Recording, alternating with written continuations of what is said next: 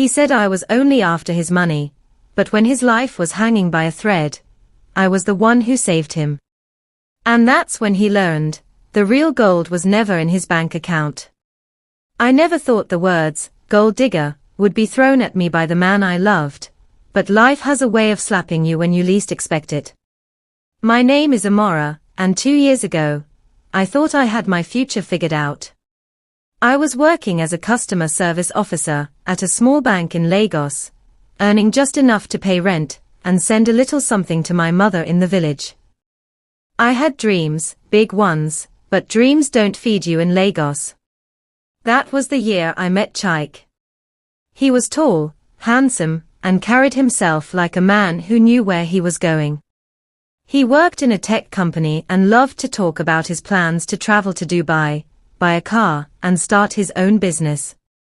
The first time we went out, he insisted on paying for everything. He said a man should provide for the woman he loves. I liked him instantly, not for his money, but for the way he seemed so sure of himself. For months, we went on dates, took long walks at night, and talked about our future. Then, one day, he changed. It started with little comments. Amora, do you really love me or you love what I can give you? He asked one evening when I told him my landlord had increased my rent. I laughed it off, thinking he was joking.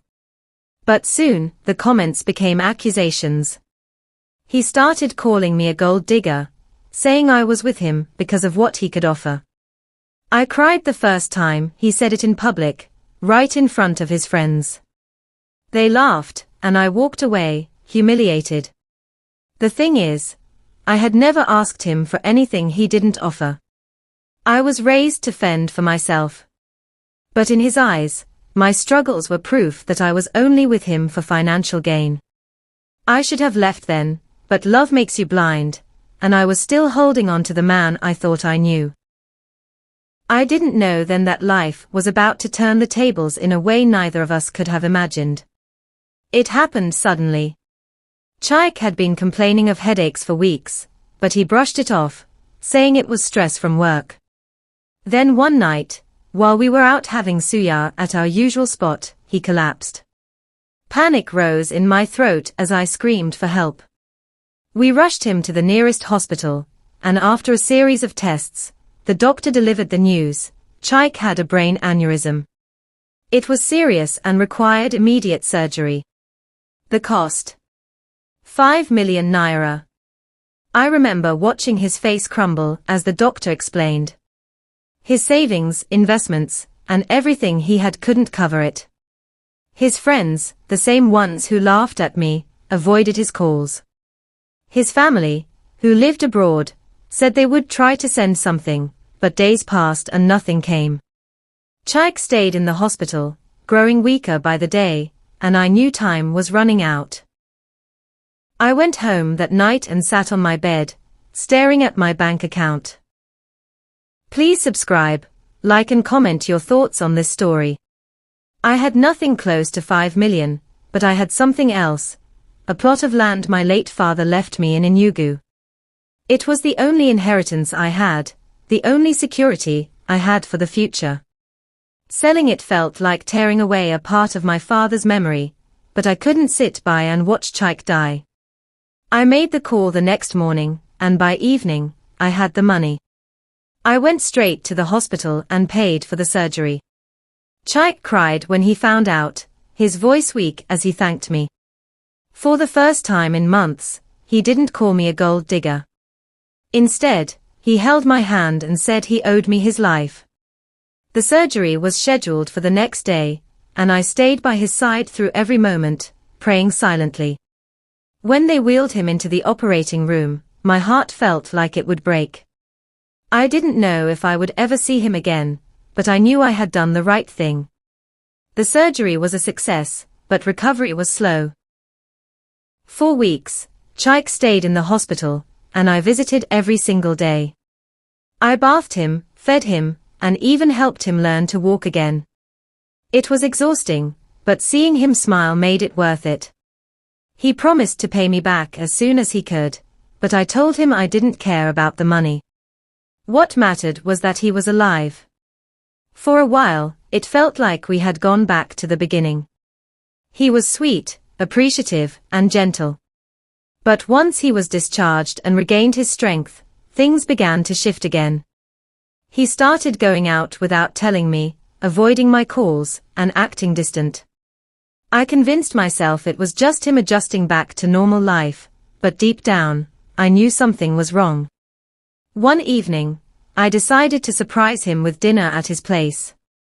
I knocked, but no one answered, even though I could hear music playing inside. I tried calling, and when he didn't pick up, I used the spare key he had given me. What I saw when I opened that door stopped my heart. Chaik was sitting in the living room with another woman, laughing, her hand resting on his thigh. When he saw me, his smile vanished. "Amora, what are you doing here?" he asked coldly, as if I was the intruder. My hands shook as I asked who she was. The woman looked me up and down and smirked. "I'm his girlfriend," she said. My knees almost gave way. Chaik didn't deny it. Instead, he said, "Amora, I think it's time we ended things. I appreciate what you did for me, but let's be honest, you were never the one." My chest burned as I stared at him, searching for the man I had sacrificed everything for, but he was gone. I left without another word, my tears blinding me as I stepped into the night. The weeks that followed were some of the hardest of my life. I had sold my father's land, drained my savings, and given my all to a man who had replaced me the moment he recovered. I avoided our mutual friends and buried myself in work, but the pain wouldn't go away. Then, one afternoon, while scrolling through Instagram, I saw a post that made my blood boil. It was Chaik, posing with the same woman, with a caption that read, "True love always finds a way." The comments were filled with congratulations and heart emojis. I wanted to scream. I blocked him immediately and promised myself, I would never let anyone treat me like that again. That was the day I decided to rebuild my life. I took an online course in digital marketing, using what little money I had left to pay for it. I worked nights as a freelance social media manager, slowly building a list of clients. It wasn't easy, but every small win felt like a victory. Months passed, and my business grew. I started earning more than I ever had at the bank. By the end of the year, I had enough to rent a bigger apartment and even buy a small car. I was finally free of the weight Chaik had left on me, and I was proud of the woman I was becoming. But fate wasn't done with us yet. It was a hot afternoon when I got the call. A new company was looking for a social media strategist, and they wanted to meet me immediately. I rushed to the address they gave me, and when I walked into the office, my breath caught. There, sitting at the head of the table, was Chaik. He looked thinner, tired, and a little older, but it was him. He froze when he saw me, and the room went quiet. The HR manager smiled and said, "Amora, meet our new CEO, Chaik. He'll be working closely with you if you get the job." My lips curled into a small smile as I extended my hand. "Nice to meet you," I said, my voice steady. The interview went well, and 2 days later, I got the offer, not as an employee, but as a consultant. That meant Chaik would be reporting to me on all social media campaigns.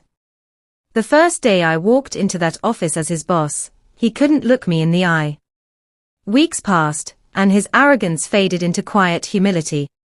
One evening, after a meeting, he pulled me aside. "Amora, I'm sorry for everything," he said, his voice low. "You were the best thing that ever happened to me, and I didn't see it." I looked at him for a long moment and said, "You were wrong about me, Chaik. I was never a gold digger. But I'm glad you finally see the truth." Then I walked away, my heels clicking against the tiled floor, feeling the kind of power that comes from knowing you survived the storm and came out stronger. Thanks for watching. Don't forget to subscribe, like and comment what you think of this story.